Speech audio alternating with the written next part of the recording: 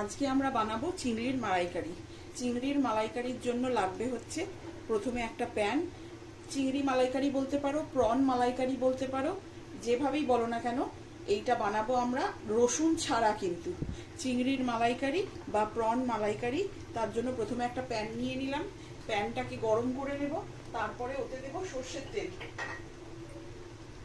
সর্ষের তেল দেবে, ঘি দিও না, ঘি দিয়ে ভাল লাগবে না। চেষ্টা করো সর্ষের তেল দেওয়ার, চিংড়ির রান্না যেহেতু। দেখো আমি এরম পরিমাণ সর্ষের তেল দিয়ে দিলাম। এরপরে মনে হয় না আমার আর তেল লাগবে। চিংড়ি, ইলিশ এই রান্নাগুলোয় কিন্তু তেল বেশি লাগে, তো তোমরা বলবে না অনেক বেশি তেল হয়েছে। এই রান্নাগুলোয় কিন্তু তেলটা কিন্তু একটু বেশিই লাগে। আচ্ছা, তার জন্য আমি নিয়ে নিয়েছি এখানে চিংড়ি। দেখো নুন হলুদ মাখিয়ে রেখে দিয়েছি। চিংড়িটাকে প্রথমে ভেজে নিতে হবে, তাই আমি এটাকে নুন হলুদ আর কিচ্ছু না, নুন হলুদ তোমরা চাইলে লঙ্কার গুঁড়ো দিতে পারো, এর থেকে বেশি কিন্তু কিছুই না দিয়ে আমি রেখে দিয়েছি।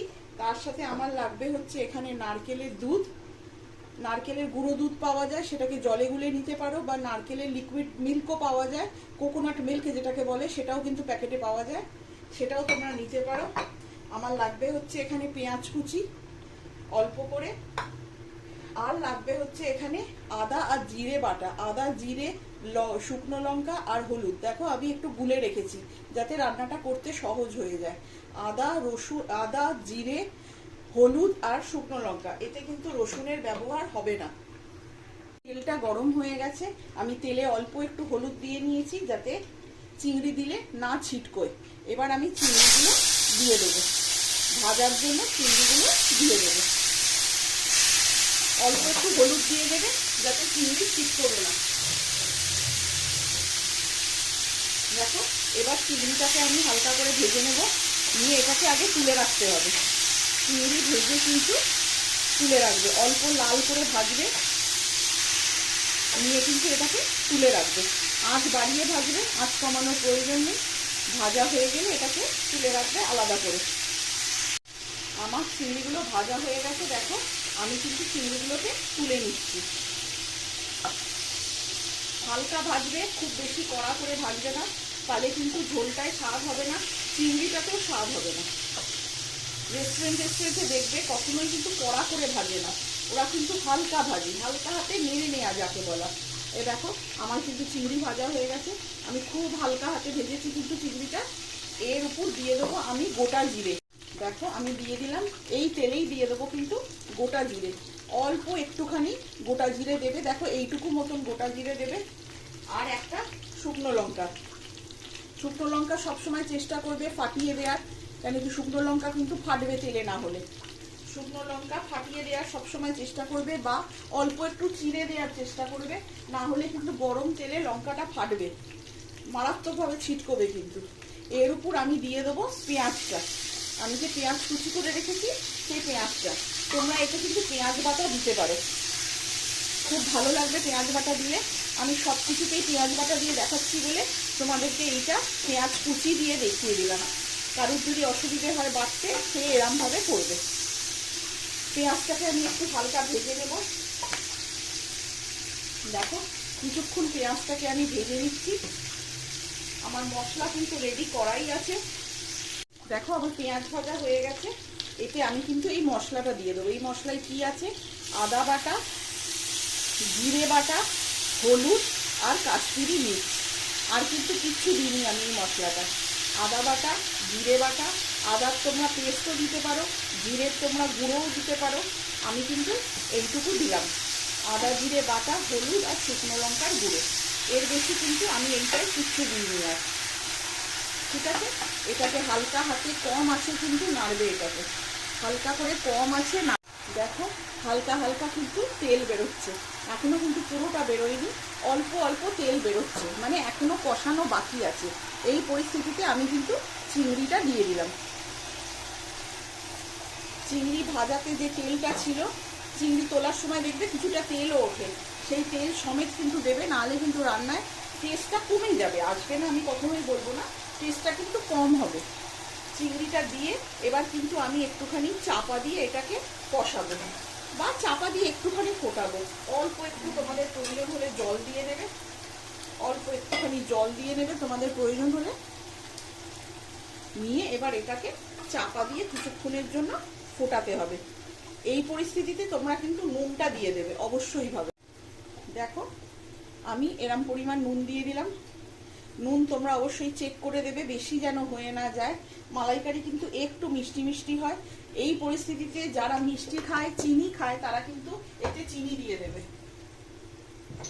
এই পরিস্থিতিতে নুন যখন দিলাম তখন কিন্তু তোমরা চিনিটাও দিয়ে দেবে। তোমরা যদি চিনি খাও, রান্নাতে অনেকে চিনি খায়, অনেকে খায় না। কিছু কিছু রান্নায় চিনি দিতেই হয়। মালাইকারিটায় চিনিটা মাস্ট হলেও আমি কিন্তু চিনিটাকে অ্যাভয়েড করি। তোমরা চিনি দিতে পারো, না হলেও কিন্তু স্বাদের খুব একটা ডিফারেন্স হবে না। কেন কি আমরা নারকেলের দুধটা দেবো, তাতে একটা মিষ্টি থাকবে। কিন্তু এটাকে হালকা করে ফুটিয়ে নেবো, তারপরে তোমরা চাপা দিয়ে এটাকে ফোটাবে। দেখো আমি চাপা দিয়ে নিলাম।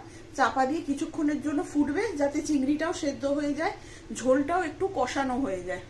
দেখো আমার কিন্তু এটা কষানো হয়ে গেছে। আঁচ কমিয়ে দিয়ে দেখো আমার কিন্তু এটা কষানো হয়ে গেছে। আমি এবার এটাকে একবার তুলে দেখে নেব। দেখো সুন্দর করে কিন্তু কষানো হয়ে গেছে আমার। বুঝতেই পারছো কষানো যে হয়ে গেছে। দেখো চারিদিক দিয়ে তেল ছেড়ে দিয়েছে। এই কষানো হয়ে যাওয়ার পর এবার আমাকে যেটা করতে হবে সেটা হচ্ছে নারকেলের দুধটা দিতে হবে। আদা জিরে দিয়ে ভালো করে জিনিসটাকে কষিয়ে নিলাম। চিংড়িটাকে দেখে নাও, চিংড়িটাকে কষানো হয়ে গেছে।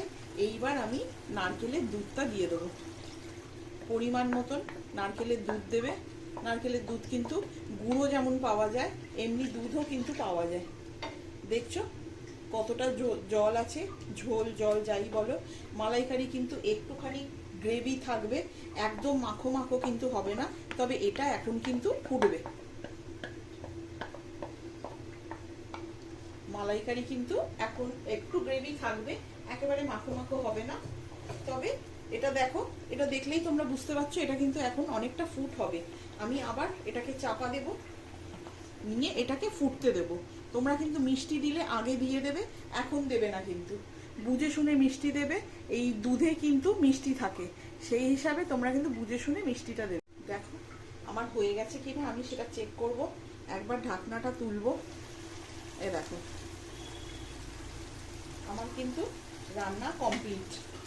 কতটা সহজ দেখো এই রেসিপিটা, দেখে নাও। আমার কিন্তু রান্না কমপ্লিট। খুব বেশি গ্রেভি আমি রাখিনি, খুব বেশি কিন্তু শুকিয়েও দিইনি।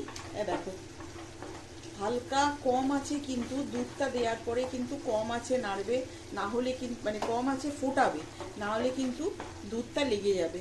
নারকেলের দুধটা একটু ঘন হয়, দুধটা কিন্তু লেগে যাবে। দুধ দেওয়ার পরে কম আছে ফোটাবে যতক্ষণ প্রয়োজন হবে। যদি মনে হয় ঝোল বেশি হয়ে গেছে, এতটা লাগবে না, অবশ্যই ফোটাবে, কিন্তু সেটা কম আছে। না হলে কিন্তু নারকেলের দুধ যেহেতু ঘন হয়, দুধটা কিন্তু লেগে যাবে, পুড়ে যাবে তরকারিটা। এবার আমি তোমাদের দেখাচ্ছি সার্ভ করে কেমন লাগছে জিনিসটা। দেখো